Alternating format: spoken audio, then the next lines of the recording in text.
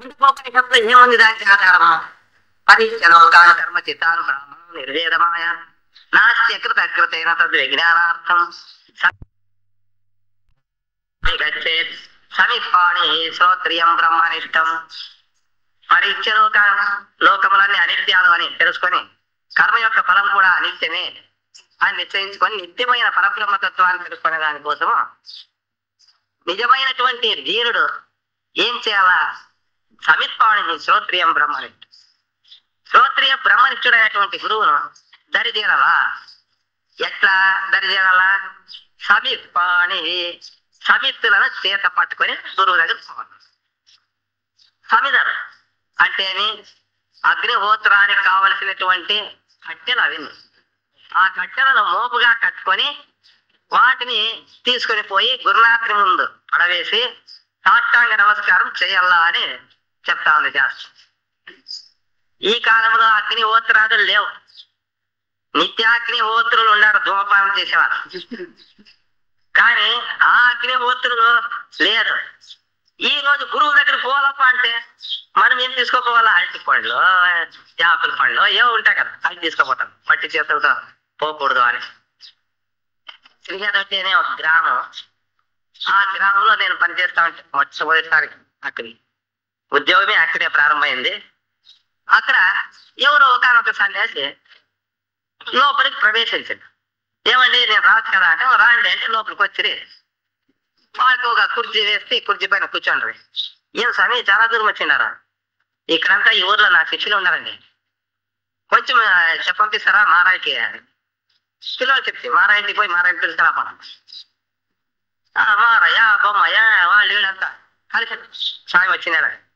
అందరూ బీడి కట్టలన్నీ తీసుకొని చేతిలో పట్టుకొని అవి సమితులు బీడి కట్టలు, అగ్గిపెట్లు, ఆకు ఒక్క సిద్ధపత్రి అంటారు కదా, అది దాన్ని అంతటిని తీసుకొని వాళ్ళు మా స్కూల్లో ప్రవేశించినప్ప వచ్చి స్వామి ముందు ఇన్ని పెట్టి సాష్టాంగ నమస్కారం చేయాలి. అప్పుడు స్వామి ఇంకా వీళ్ళంతా బాగుంది, నేను ఏమనేకి లేదు, ఊర్లో అంతా పెద్ద మనుషులంతా ఉన్నారు, వాళ్ళు ఎక్కువ మాట్లాడితే కాసరాంటారు వాళ్ళు.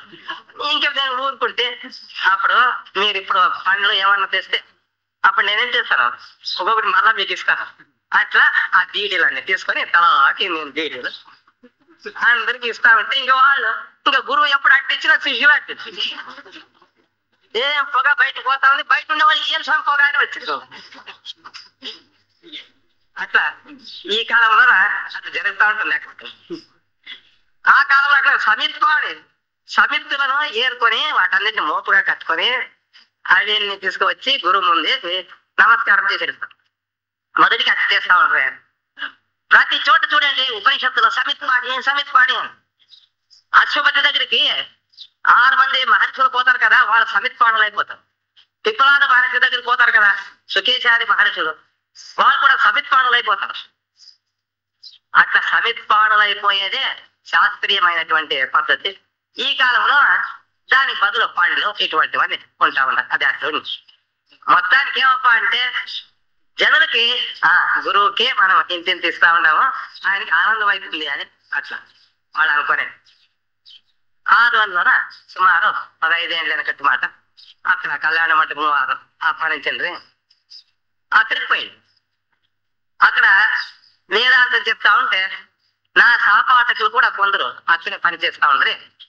మనవాడు వచ్చాడప్ప రాండి అంత పోదాము ఇంకా వేదాంతం వినేదానికి వచ్చి వాళ్ళు ఏం చేసి ఆ దినం వేదాంతం విన్నాక మరుసటి దినము తినుబండారాలంతా ఒకదాని నిండా అంత జిలేబీ పెట్టుకొనిన్నారు, మరి ఒక దాంట్లో ఇంకొక తిండి పెట్టుకొనిన్నారు.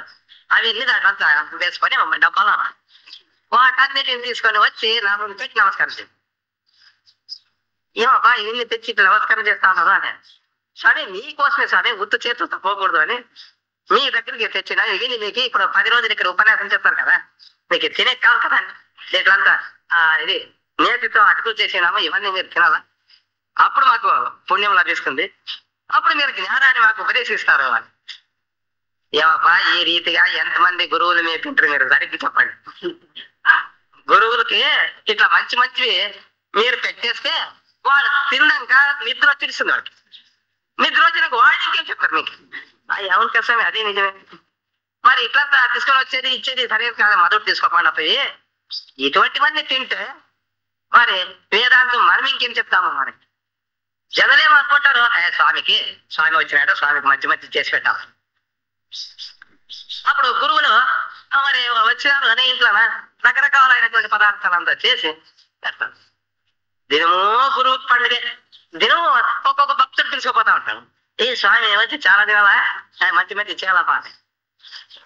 ఈ రీతిగా గురువులు ఆయా భక్తుల యొక్క ఇంట్లో మంచి మంచి ఆహారం తినగా వారి శరీరము రోగాలైనవి.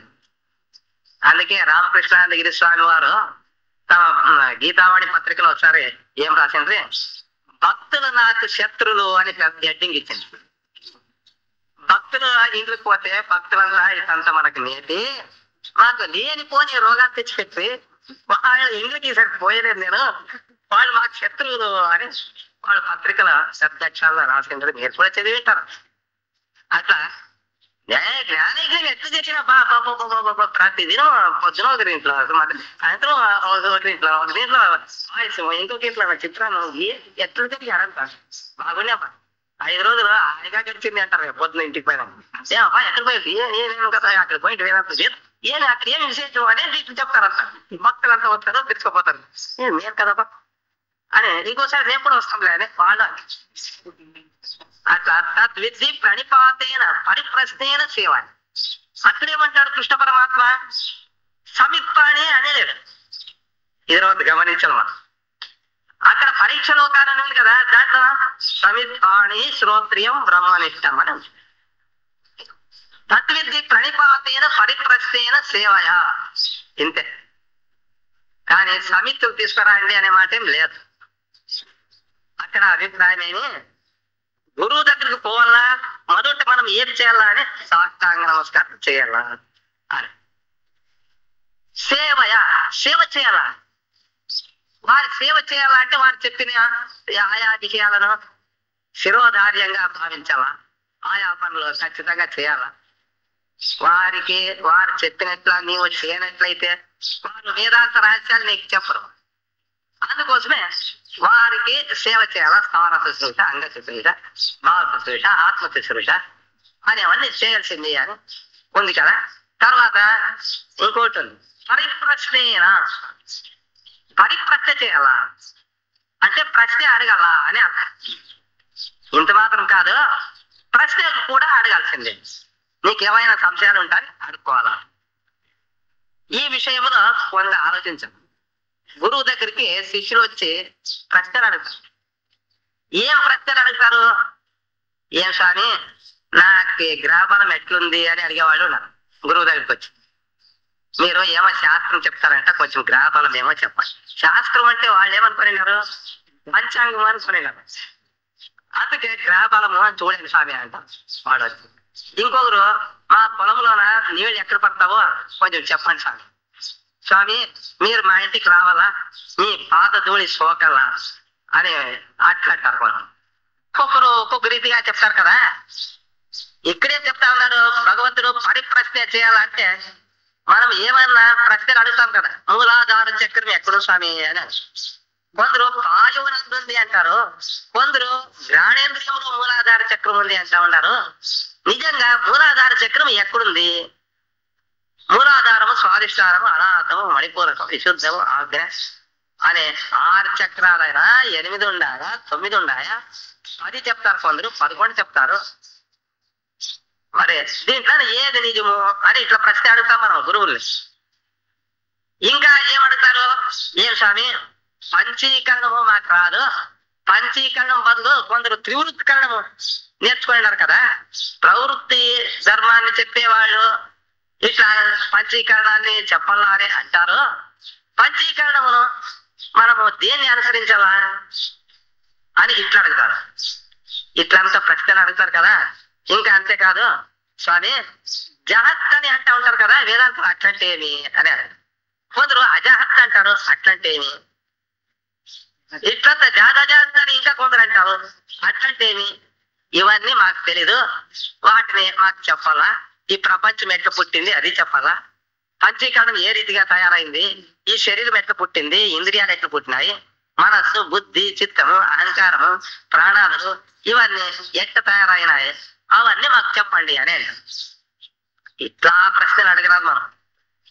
దానికి ముండకోపనిషత్తు ఏమని అంటుంది, గురువు దగ్గర పోయి మనం ప్రశ్నలు అడగాలని ఉంది, అందుకే స్వామి ఈ దినమంతా మిమ్మల్ని ప్రశ్నలు అడుగుతాను అని భక్తుడు అడగవచ్చు. అయితే అటువంటి ప్రశ్నలకు అవకాశం లేదు మన ఉపనిషత్తులో మహర్షులు. వాళ్ళు ఏమంటారు, ముండకోపనిషత్తు నందు అక్కడ గురువు శిష్యుల యొక్క సంవాదం ఉంటా ఉంది. అంగిరస మహర్షి గురువు, శౌనకుడు శిష్యుడు. శౌనకుడు సమిత్పాణి వచ్చింది. ఎక్కడ అంగిరస మహర్షి దగ్గరికి వచ్చి సమిత్తులు కింద వేసి సాష్టాంగం చేశాడు, కూర్చున్నాడు. నీకేం కావాలప్పా అని అడిగితే ఏమంటారు, యస్మిన్ విగ్రహతే సర్వమిదం విగ్రహతం భవతి. ఓ స్వామి, ఏ ఒక్కదాన్ని తెలుసుకుంటే అంతా తెలిసిపోతుందో దాన్ని నాకు చెప్పండి. ఎంత బాగా అడుగుతా ఉన్నట్టు. ఏ ఒక్కదాన్ని తెలుసుకుంటే ఒకటే నేను తెలుసుకోవాలి, అంతే. అన్ని తెలిసి ఉండాలి నాకు. మేము ఎట్లా ప్రశ్న చేయాలా గురువులకి అంటే ఈ ఉపనిషత్తు చెప్తున్నా. అస్తమానము నేను ప్రశ్న వేసేది నేను చెప్పేది, నీవు ప్రశ్నించేది నేను చెప్పేది. ఇట్లుండి రాదు అని అతని అభిప్రాయం, శౌనకుని యొక్క అభిప్రాయం. పొద్దు మునుగులో నేను అడిగేది, నీవు పొద్దు మునుగులో చెప్పేది. ఇట్లుండి రాదా, ఏదో ఒకటి నువ్వు చెప్పింటావంటే అన్ని తెలుసుకున్నావు, అదే ముగిసిపోవాలి, మళ్ళీ అడగరాదు. స్వామి అటువంటి తత్వం నాకు కావాలా, ఏ ఒక్కదాన్ని తెలుసుకుంటే అంతా తెలిసిపోతుందో అది నాకు కావాలా. ఎంత బుద్ధిమంతుడు అయ్యి ఉండాల ఆ శిష్యుడు.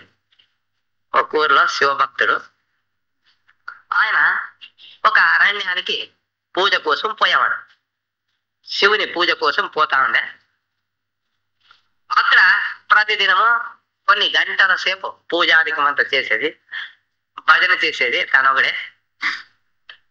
ఇట్లా చేసిన వాడు కొంతకాలానికి ఆయన పూజ చేస్తూ ఉంటే పరమేశ్వరుడు ప్రత్యక్షాడు. ఆయన, నీవు చాలా శ్రద్ధగా పూజ చేస్తా ఉన్నావు, ఈ అరణ్య ప్రాంతానికి ఎవరూ రారు, నీవు నన్ను పూజిస్తుండావు, నీవు నిజమైన భక్తుడే, నీవు ఇంతకాలము తపస్సు చేసి ఇది పూజ అధికమంతా చేసిండావు, అందుకోసం నీకు ఏమైనా ఒక వరాన్ని ఇవ్వాలని అనుకోనిండాను. కావున ఏదో ఒక వరం అడగల, 4 5 అడగల తప్ప ఒకటే అడగలచ్చు. ఏం కావాలా, నీకేం కావాలో అడుగు అంటే ఆలోచనలో పడే మనవాడు. స్వామి చాలా కోరికలు ఉండాలి, ఏం చేయాలా, నేను ముందే చెప్తే కదప్ప, నీవు చేసిండావు పూజ, దానికి తగినంత ఫలం అంతే, ఒకటే, ఒకే వరం అడగలేవు, ఎక్కువ అడిగేదానికి లేదు అంటే. ఓ అట్లయితే మా ఇంటికి పోయి నా తండ్రి తల్లి భార్య వాళ్ళంతా అడిగి ఏం కావాలో నిశ్చయం చేసుకొని తర్వాత వచ్చి నిన్ను అడుగుతాను. స్వామి నీవే ఉంటావు కదా, నేను ఎక్కడ పోతానబ్బా, నీవే ఇంకా ఇంటికి పోతావు, నేను ఇక్కడే ఉంటాను, నీవేం అనుమానం పడద్దు, నీవు ఎప్పుడొచ్చి గంట వాయిస్తే అప్పుడు నేను మాట్లాడిస్తాను, నీవు అడిగిరాపో ఒకటే చూడి అడగవలసింది, ఒకే వారమే అడగల, ఎక్కువ అడగరాదు. ఇంకేమి ఇంటి దగ్గర పోయే బయట కట్టి పైన తండ్రి కూర్చోనండి, తండ్రి దగ్గర మాట్లాడతా ఉన్నాను. ఏమరా ఇది నేను ఇంతసేపు అయిపోయా ఇంటికి వచ్చేది, అది ఏం చేయాలా, ఈరోజు చాలాసేపు అయ్యా, నా భక్తి శ్రద్ధలకి పరమేశ్వరుడు ప్రత్యక్షం అయిపోయా. నిజమా, నిజం అంటా ఉన్నాడు తండ్రి. ఇంకా ఏమరా విశేషమా, ఏం లేదు, ఏదైనా ఒక వరం అడుక్కోవా అని అంటా ఉన్నాడు. మరి ఏం అడగాల? అప్పుడు తండ్రి ఏమంటాడు, చూడరా నేను గురుడివాడిని, ముసలివాడైపోయినా, కన్నులు కనబడవు, మీరంతా ఎట్లున్నారని కూడా నాకు తెలియదు, ఈ ప్రపంచం ఎట్లుంది అనేది అంధకారంగా ఉంది నాకు, కావున నీవు శివుని నాకు దృష్టి వచ్చేటట్లు అడగవు. నువ్వు అట్లే కానీ లోపలికి పోతే అక్కడ తల్లి ఉంది, తల్లి దగ్గర మాట్లాడుతూ ఉన్నాడు. ఇట్లా నాకు పరమేశ్వరుడు ప్రత్యక్షమైనాడు, తల్లి మరి నీకేం కావాలా, ఏం అడగాల అని అంటే అప్పుడు తల్లి అంటుందట, నాయన మాకు దారిద్ర్యం చాలా కాలంగా పీడిస్తా ఉంది, ఐశ్వర్యాన్ని అడగరా చాలు. ఇంకా అక్కడి నుంచి వంటింట్లో పోతాడు భార్య. వాళ్ళకి సంతానం లేదు, 12 ఏళ్ళైనా సంతానం లేదు. కావున ఇప్పుడు భార్యను సమీపించి ఉండే సమాచారం చెప్పి, ఇట్లా పరమేశ్వరుడు ప్రత్యక్షమైనాడు, ఏదైనా ఒక వరం అడుక్కోమన్నాడు, మరి ఏం అడగాము అని భార్యని అడిగే వేళకి భార్య ఏమనే, మీకు తెలిసిందే కదండి, 12 ఏళ్ళాయా సంతానం లేదు, మాకు పుత్రుణ్ణి అడగండి అంటే, అట్లే కానీ ఇంకేమి ఆలోచనలో పడా.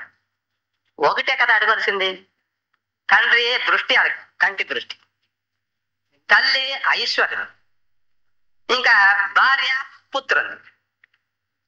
మరి ఇప్పుడు 3 వరాలు కదా, ఒకటి ఇచ్చేది ఎట్లా చేస్తాము అని అట్లా ఆలోచన చేసుకుంటూ ఉండే. కొంతసేపటికంతా ఆలోచన తట్టే. ఇంకేమి దేవాలయం దగ్గరికి పరిగెత్తాడు మనోడు. గంట కొట్టా, పరమేశ్వరుడు ప్రత్యక్ష. ఏమప్పా అడిగొచ్చినావా? అడిగొచ్చినా స్వామి.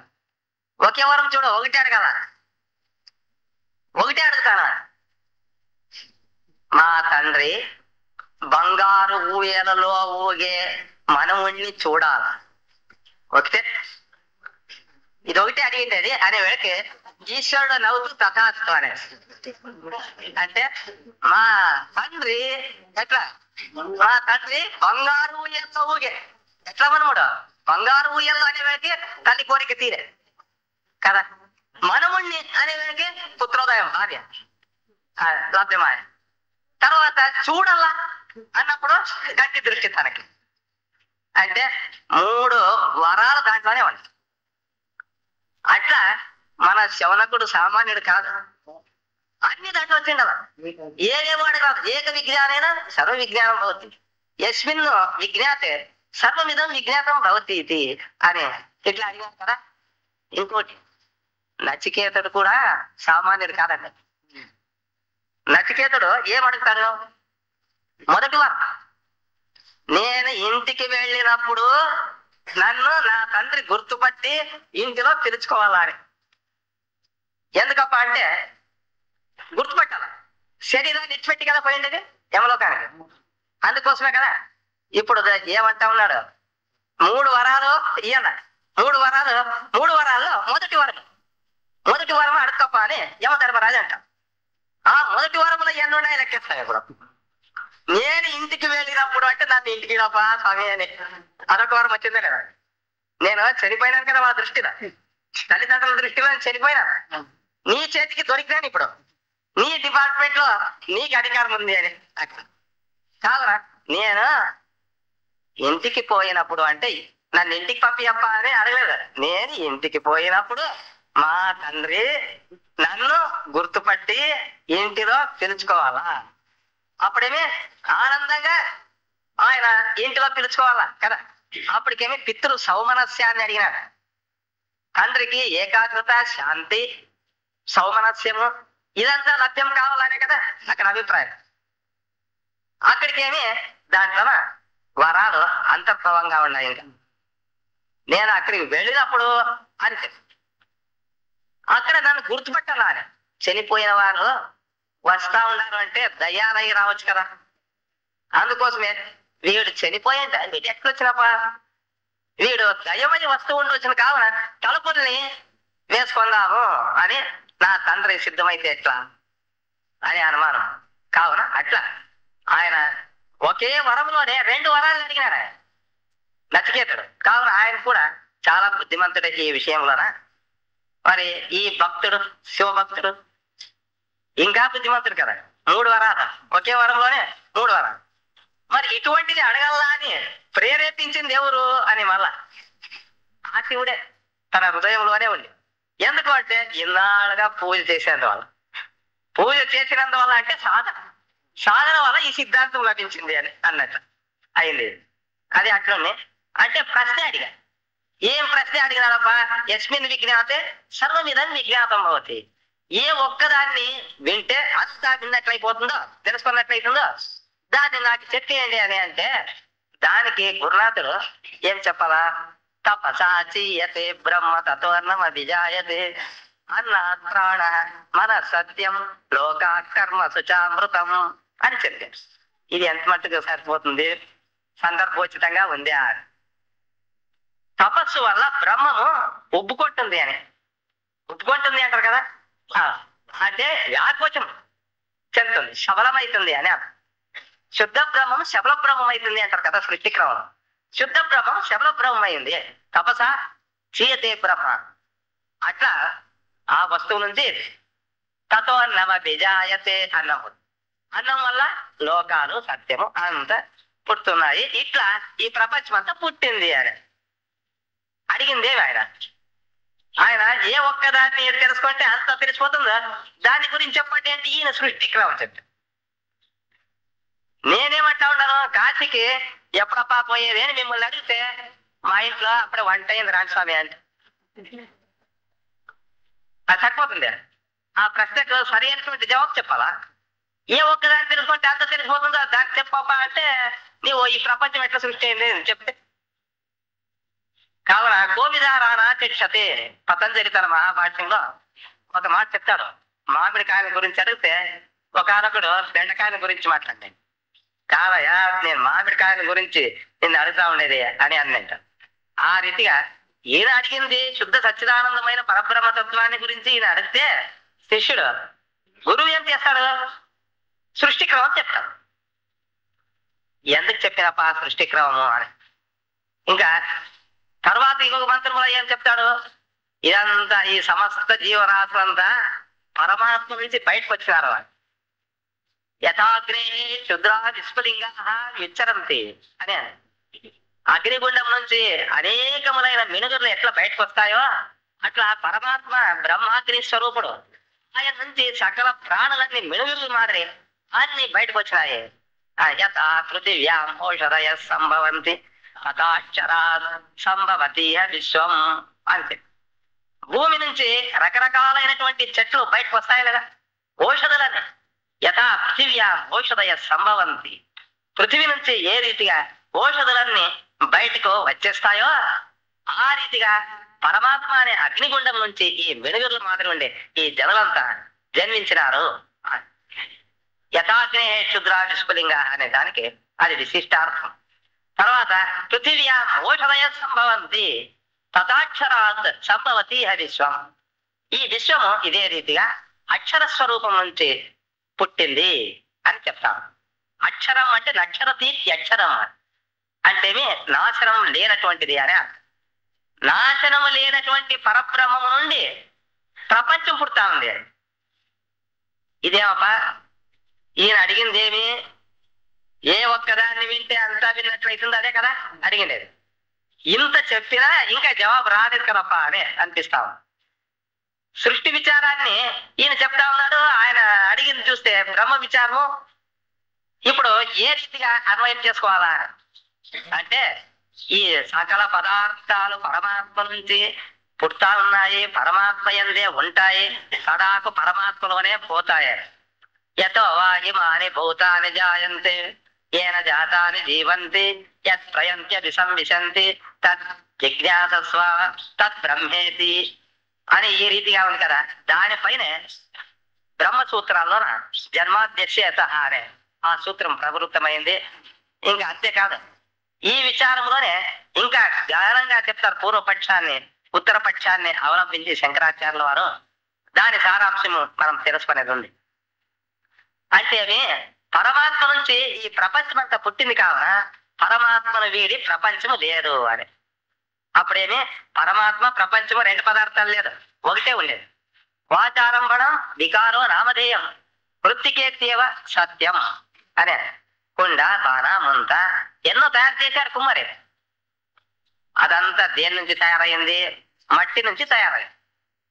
మన్ను లేకుండానే కుండను తయారు చేశాడా కుమ్మరి.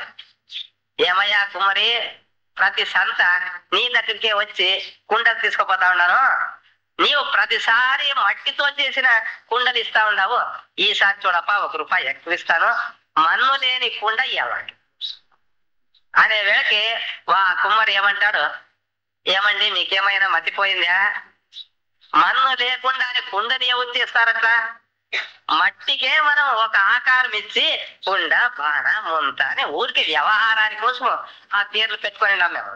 అదే నిజమైన వస్తువులు అని మీరు అనుకోని కొంచెం బాగా ఆలోచించండి. దీంట్లో కుండ అనేది లేదు, కుండ అనే పేరే లేదు. ఇదే ఇదే కదా కుండ అనే చూపియప్ప. మట్టిని చూపిస్తే నేను ఊరుకుంటలేదా? కుండని చూపియాల. చూపించే కాదు, అంతా మన్నే ఉండేది. మన్నే ఏమైంది? కుండ బాణ ముంత అయింది. ఇదంతా మన్ను అని తెలుసుకుంటే అంత తెలిసేట్లు కాలేదా? కుండ బాణ ముంత అంత ఇదంతా సచ్చిదానందమైన పరబ్రహ్మము తప్ప వేరే కాదు ఈ విశ్వం అంతా అని ఇట్లా తెలుసుకున్నప్పుడు అప్పుడు పరమాత్మని నేను తెలుసుకోలేదు కదా. ఎతో వాచో ఇమాని భూతాన్ని జాయంతి అని ఇట్లాంటి శాస్త్రాలు ఎన్ని చెప్పినాయి. అంటే ఏ రీతిగా మట్టిని వీడి కుండ బాణ ముంతాదులు ఎట్లు లేవో ఆ రీతిగా సకల పదార్థాలు సకల లోకాలు పరమాత్మతత్వాన్ని వీడి లేనే లేదు. అంతా పరమాత్మ. ఇది పరమాత్మతత్వం అని తెలుసుకుంటే అంతా తెలిసినట్లయిపోతా ఉంది. ఏక విజ్ఞానేన సర్వ విజ్ఞానం భవతి అని శాస్త్రాల్లో చెప్పారు కదా. కావున దీన్ని తెలుసుకునే దానికి శంకరాచార్యుల వారు జనులకు బోధించే నిమిత్తము వివర్తవాదము అని చెప్పారు. దాన్ని ఇప్పుడు తెలుసుకుందాం. ఉపాదాన సమసత్తాకత్వే సతి అన్యతాభావ పరిణామ. నిన్నటి దినము ఆరంభవాదము, వృత్తివాదము మున్నగు వాదాల గురించి మీరు విన్నారు. అంటేనే వేదాంతులు తప్ప మిగతా వాళ్ళు దార్శనికులు ఎవరెవరు ఏ ఏ రీతిగా ఈ సృష్టి విచారాన్ని చెప్పినారు.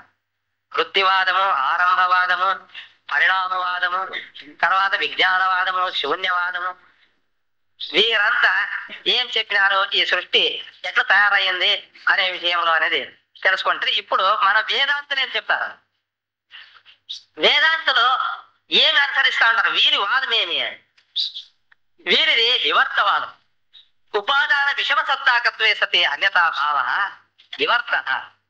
ఉపాదాన సమసత్తాకత్వే సతి అన్యతాభావ పరిణామ. పరిణామమునకు దీనికి వ్యత్యాసం చూపిస్తాను. పరిణామవాదానికి వివర్తవాదానికి ఉపాదానం సమసత్తాకంగా ఉంటుంది. పరిణామవాదం సమసత్తాకం అంటేమి? వ్యావహారిక సత్తా, ప్రాతిపాదిక సత్తా, పారమార్థిక సత్తా అని మీరు వినింటారు. పరమార్థ చింతామణిలో కూడా వస్తుంది సత్తాత్రయ విచారం. అక్కడ ఈ విచారం ఏం చెప్పారు? పారమార్థిక సత్తా అనేది సుషుప్తి అందు ఉంటారు, స్వప్నమందు ప్రాతిపాదిక సత్తా, ఈ జాగ్రత్తలో వ్యావహారిక సత్తా. ఇక్కడి సత్తా ఉండే సత్తా ఒకటే. అదే ఏమైతా ఉంది? ఇక్కడ ఉండే సకల పదార్థాలని తనలో లీనం చేసుకుంటా ఉంది. నామరూపాలన్నీ ఈ వ్యావహారిక సత్తాన్ని వీడి లేనే లేదు అని తెలుసుకున్నప్పుడు దానికి పైన స్వప్నంలో కూడా అట్లే కదా. ఇంకా సర్వస్వము నీలోన సుషుప్తి కరిగిపోయా. అప్పుడు శుద్ధమైనటువంటి సద్రూపమే ఉంటా ఉంది. అది పారమార్థిక సత్తా. ఆ పారమార్థిక సత్తయే క్రమంగా ఏమైతుంది? వ్యావహారిక సత్తా అంటే స్వప్నంగా జాగ్రత్తగా అదే తయారయ్యేది. కావున ఈ సత్తాత్రయంలో వ్యావహారిక సత్తా ఏవి కుండా బాణమంతా ఇవన్నీ వ్యవహార యోగ్యంగా ఉంటాయి కదా వస్తువులు, అవన్నీ వ్యావహారిక పదార్థాలు. ప్రాతిపాదిక పదార్థాలు అంటేమి? మత చీకట్లో పాము అని చూస్తా ఉన్నాను. అదిగో పాము పాము పాము అనే పారసం. ఎక్కడుందిరా పాము అంటే అదిగో అక్కడ ఉందా పా పోతక్కడికి అని అంటే అప్పుడు పోదా పద అక్కడేమో ఏముందో చూస్తామని టార్చ్ చూసుకొని అక్కడికి పోతాం. టార్చ్ చూస్తే ఏముంది? త్రాటి మెక్క ఉంది. అంటే ఇంతవరకు ఏముండే అక్కడ? ఏ ఉనికి ఉండే? దానికి ప్రాతిభాషికమైనటువంటి ఉనికి ఉండింది రజ్జువుకు. ఇప్పుడు వ్యావహారికమైనటువంటి సత్తా కనిపిస్తా ఉంది. అదే ప్రాతిపాదిక సత్తాగా తయారవుతా ఉంది కదా. కావాల దూరంలో పోతా ఉన్నారు ఎడారి, వాళ్ళకి నీళ్ళు కావాలా అట్లా చూస్తారు. మళ్ళంత దూరంలో ఒక సరస్సు కనిపిస్తా ఉంది. నీళ్ళు తాగేదాని కోసం బిరిబిరి పోతారు. అది ఇంకా ముందు ముందుకు పోతా ఉంది సరస్సు. ఇదేమన్నా ఇక్కడుండే ఎక్కడ పోయి అప్పుడే సరస్సు అని బిరబిర నడిచిపోతా ఉంటారు. ఇంకా అవతలు ఉంది, అది ఇంకా పోతూనే ఉంటారు. ఇదేరా నీళ్ళే దొరకలేదు, సరస్సు ఎక్కడ పోయా, నీళ్ళు ఎక్కడ పోయా అని అక్కడ గొర్రెల కాపర్లు ఉంటే వారిని అడిగితే, అయ్యో మీరు ఎండమావుల్లో పడినారు కదపా, ఇక్కడంతా ఎండ వేడిమికి ఇసుక అంతా అది ఆవిరి అయ్యి అది ఆ ఇసుక యొక్క అణువులతో సంబంధం ఏర్పరచుకొని ఒక సరస్సుగా అట్లా తోస్తుంది నీళ్లు ఉన్నట్లు. మీకు నిజంగా నీళ్లు ఉండలేదు. అని అట్లా చెప్తే, ఓ అట్లే అప్ప మోసపోతే మరి మాకు నీళ్ళు ఎట్లా, అదిగో అక్కడ పోండి ఆ బావి ఉంది అక్కడ నీళ్ళు మీరు త్రాగొచ్చును అని అంటారు. అట్లా ఎండమావుల గురించి మీకు తెలిసినటువంటిదే, అది ప్రాతిభాషిక సత్తా. ప్రతీతి కాలంలో మాత్రము తోచినటువంటిది కావున ప్రాతిభాషిక సత్తా. ఆ ప్రాతిభాషిక సత్తతో కూడినటువంటి స్వభావం. ఇంకా పారమార్థిక సత్తలో నామరూపాలంతా కడిగిపోయేస్తాయి, కేవలం సాక్షి చైతన్యమే ఉండేది. అక్కడ సత్తు తప్ప వేరేది ఏం కాదు లేదు. అది ఇచ్చి తీసుకునే వచ్చలేదు. ఏది ప్రాతిభాషిక సత్తా కానీ అది అది పారమార్థిక సత్తా కానీ, ఏమప్పా నా దగ్గర పారమార్థిక సత్తా ఒక మడుగు ఉంది, నీకు కావాల్సింటే ఇస్తా చూడి, రేట్ ఇంత అని అంటే ఏమో మాకేం తెలుసు పది, అది ఏమో ఆ వస్తువు ఏదో మాకు తెలియదు కదా. ఇంకా తెలీదా మీకు? ఇదేమప్పా మీరు గురువు దగ్గర పోలేదా అని ఇట్లా అడుగుతాం అనుకోండి. అంటే పారమార్థిక సత్తా అనేది అది చేతికి దొరికేలేదు, ఎవరి చేతికి దొరికేలేదు. అది నిర్విశేషంగా ఉంటుంది, నిరాకారంగా ఉంటుంది. అటువంటిది అది చేతికి దొరకదు. ప్రాతిభాషిక సత్తా అది జాకపోదు, అది దొరికినట్లే ఉంటుంది, జారిపోయాడు. అక్కడ రూపాయి పడింది చూడరా, పద పద అని దగ్గర పోయి చూస్తే అక్కడ ఏం దొరుకుతుంది? రూపాయి బదులు అక్కడ రేటు బీళ్ళ కనిపిస్తుంది. అయ్యో ఆ రేటు కూడా నాకు అవతల పాట అంటే తోచినట్లయితుంది, చేతికి దొరికినట్లయితుంది, కానీ అది టోపేస్తుంది. అటువంటిది.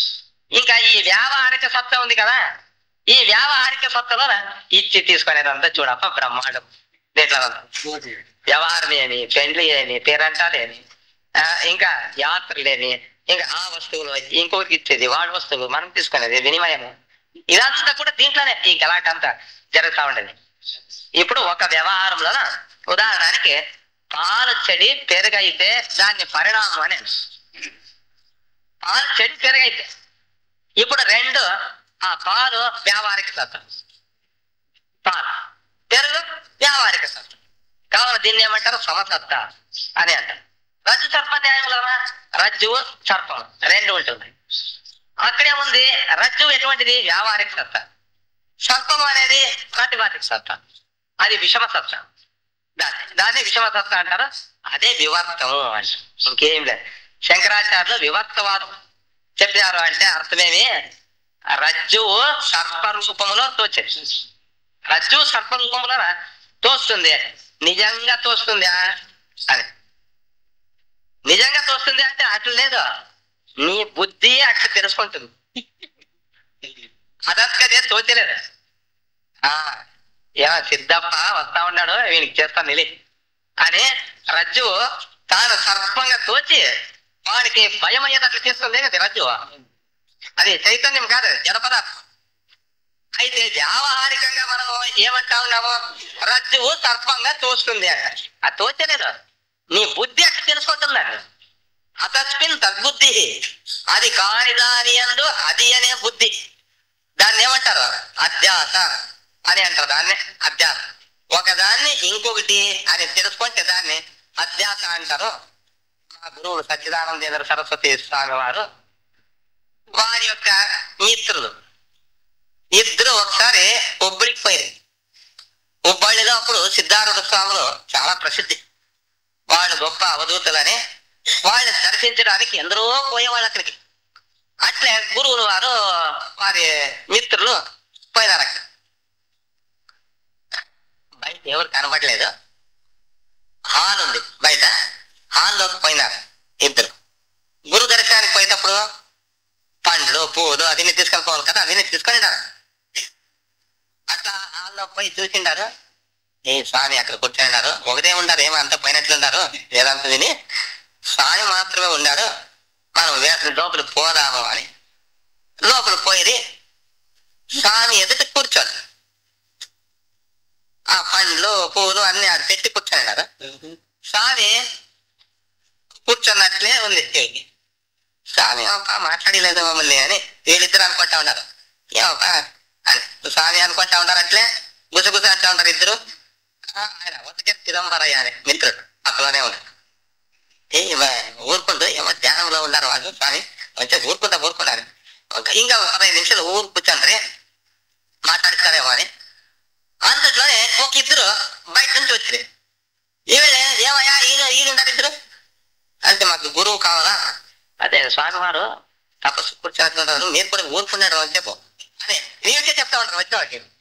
కానీ ఏమో మాట్లాడిస్తారు, ఇప్పుడు మీరు గలాట్ చేద్దాం అప్ప మీరంతా మీరు పోండి అంటే అప్పుడు ఆ ఇద్దరు ఏమంటారు, అయ్యో మీరెట్లా నాయకులు ఇంకా లోపల ఉండేది, లోపల వాళ్ళు కూర్చొని అక్కడ వేదాంతం చెప్తా ఉన్నారు, ఇది అమృత శిలా విగ్రహం స్వామిది, దీన్ని మీరు నిజమైన స్వామి అని అనుకొని భ్రాంతి పొందిన్నారు, లోపల పోండి అక్కడ గురువులు ఉన్నారంటే అప్పుడు వీళ్ళు సిగ్గుతో తల వంచుకొని లోపల పోయినాక పోయి చూస్తే అక్కడ సిద్ధార్థ స్వామి వారు వేదాంతం చెప్తా ఉన్నారంట.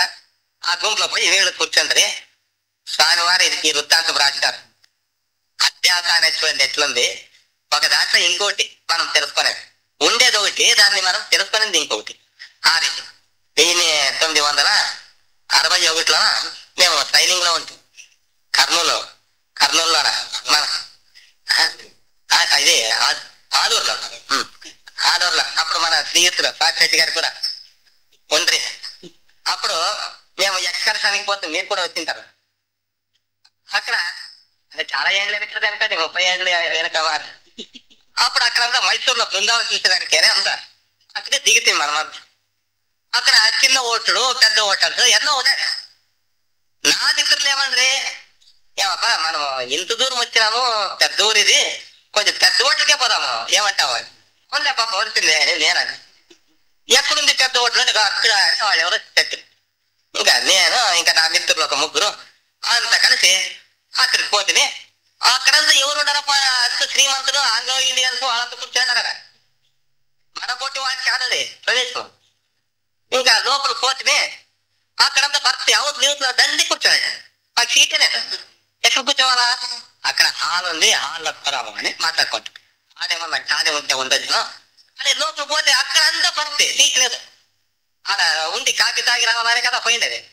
అంతా వాళ్ళంతా టిఫన్ చేసి వచ్చేస్తా ఉంటారు, కాఫీ తాగుతా ఉంటారు, అట్లా జరుగుతా. ఇంకా లోపలికి పోతే అక్కడ ఉంటారు.